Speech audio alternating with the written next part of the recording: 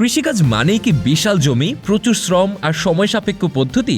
যদি এখনও এমনটাই ভাবেন তবে আপনাকে জানাই, আজকাল এমন মেশিন বেরিয়েছে যেগুলো থাকলে পায়ের উপর পা তুলে ফসল ফলাতে পারবেন। আধুনিক এসব প্রযুক্তির কারণে চাষাবাদ এখন জায়গা, শ্রম ও সময় সবকিছু কমিয়ে দিয়েছে। আজ আমি আপনাদের এমন কিছু আবিষ্কার সম্পর্কে জানাবো যেগুলো বের হওয়ার পর মানুষ কষ্ট না করেই ঘরে বসেই টনকে টন ফসল উৎপাদন করছে। NSK have farm.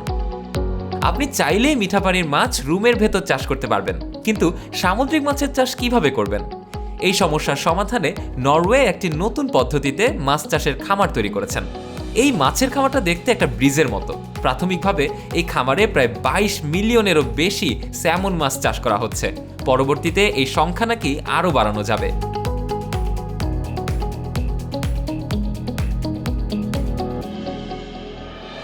এটি প্রায় 1236 ফুট লম্বা, যা মোটামুটি আইফেল টাওয়ারের থেকেও বেশি লম্বা। এর মধ্যে 6টি ট্যাঙ্ক রয়েছে মাছ সংরক্ষণের জন্য। যে কোনো খারাপ আবহাওয়াতে প্রায় 30 ফুট উঁচু ঢেউ এটা সহ্য করতে সক্ষম। প্রকল্পটি তৈরিতে প্রায় $197 মিলিয়ন ব্যয় হয়েছে। ধারণা করা হচ্ছে এই প্রজেক্টটি সামুদ্রিক শিল্প এবং মাছ চাষের উন্নয়নে বিশাল অবদান রাখবে। শেফি রান্নাবান্না করার সবার জন্য একটা বড় ঝামেলা আর চ্যালেঞ্জিং বিষয়। তাই এই দুশ্চিন্তা থেকে মুক্তি দেওয়ার জন্য একটা কোম্পানি বাজারে শেফি নামের নতুন এই রোবট নিয়ে এসেছে। এই রোবটের ফাংশনাল প্রোগ্রামের মধ্যে প্রায় 5000-এর বেশি রেসিপি ইনস্টল করা হয়েছে। তাই আপনাকে কষ্ট করে আর কোনো ধরনের রেসিপি ইনস্টল করে দিতে হবে না। শুধু কষ্ট করে কখন কি খাবার রান্না করতে হবে তাই সিলেক্ট করে দিতে হবে। যখন রান্নার সময় হবে তখন রোবট অটোমেটেডভাবেই প্রয়োজনীয় সব উপকরণ নিয়ে রান্না শুরু করে দেবে।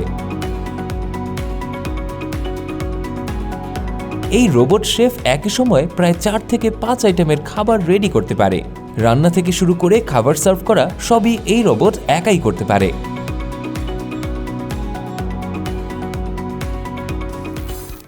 অ্যাগ্রিস্ট। এই রোবট আপনার কৃষিকাজকে করবে নিখুঁত, উন্নত এবং সহজতর। মূলত জাপানের বয়স্ক কৃষকদের ভোগান্তি দূর করতে একদল জাপানিজ বিজ্ঞানী এই আধুনিক রোবটের আইডিয়াটা সামনে এনেছে। একবার ভাবুন, কৃষিক্ষেত্রে বীজ রোপণ, সেচ থেকে শুরু করে ফসল কাটা পর্যন্ত সবই যদি করে দেয় এই রোবট, তাহলে আমাদের জীবন কতটা সহজ হয়ে যাবে। এগুলোতে থাকা ক্যামেরার সাহায্যে যে শুধু বীজ লাগানো বা ফসল কাটার কাজই করে তাই না, বরং ফসলের গুণগত মান এবং সঠিক বৃদ্ধিও নিশ্চিত করে এই রোবট। তাই বলাই যায় যে এই রোবট হতে পারে একজন কৃষকের প্রকৃত বন্ধু।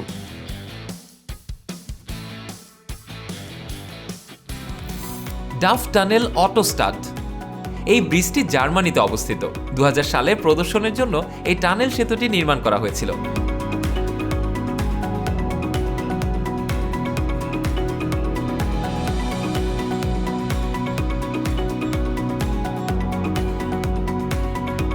এটি প্রায় 49 ফুট লম্বা এবং ওজন প্রায় 41,888 পাউন্ড।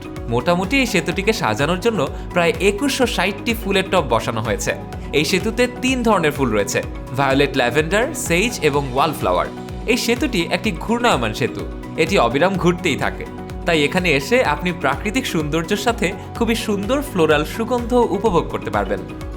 প্লেন্টি। প্রযুক্তি আর চাষাবাদ একসাথে আসলে এমন কিছু হওয়াই স্বাভাবিক। এটা বেশ ইন্টারেস্টিং একটা ফার্ম। এই ভার্টিক্যাল ফার্ম আপনি বিশ্বের যে কোনো জায়গাতেই তৈরি করতে পারবেন। এই ফার্ম থেকে সাধারণ ফার্মের থেকে দ্বিগুণ পরিমাণ ফসল উৎপাদন করা সম্ভব। এটি এমনভাবেই ডিজাইন করা হয়েছে যেখান থেকে আপনি সারা বছর মানসম্মত ফসল উৎপাদন করতে পারবেন। ইউএস বেরি মার্কেটের 1/3 ফসলই সরবরাহ করে এই একটি কোম্পানি। তবে এখানে সম্পূর্ণ ফার্মটি রোবট দ্বারা নিয়ন্ত্রিত। রোবটগুলো চাষাবাদ থেকে শুরু করে ফসল ফলানো, ফসল কাটা, ফসল প্যাকেজিং সবকিছুই করে থাকে। তাহলে চিন্তা করুন প্রযুক্তি আজ কোথায় গিয়ে দাঁড়িয়েছে। Aero Farms. একটা রুমের ভেতর টন টন সবজি ফলানো সম্ভব। এই ভার্টিক্যাল পদ্ধতিতে চাষ করার মাধ্যমে খুব অল্প জায়গায় অধিক ফসল চাষ করা সম্ভব।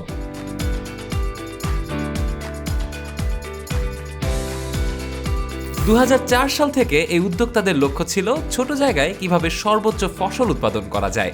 এই জায়গাটুকুতে বছরে প্রায় ২৬ ধরনের ফসল উৎপাদন হয়। ডিজাইনারদের মতে সাধারণ চাষ পদ্ধতিতে যে জমির প্রয়োজন হয় তার তুলনায় এখানে মাত্র ১/১ জমি প্রয়োজন।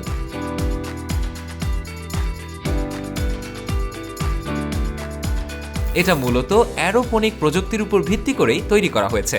এতে করে পানির কম প্রয়োজন হয়, এর শিকড়গুলো বেশি পরিমাণে অক্সিজেন তৈরি করতে পারে এবং গাছটাও খুব দ্রুত বড় হয়। এক্ষেত্রে গাছে এবং গাছের শিকড়ে একটি বিশেষ ধরনের মিস্ট স্প্রে করা হয়, যার কারণে প্রায় 40% পানি কম লাগে। এই পদ্ধতিতে সবথেকে কম সময়ে সবথেকে বেশি সবজি ফলানো সম্ভব।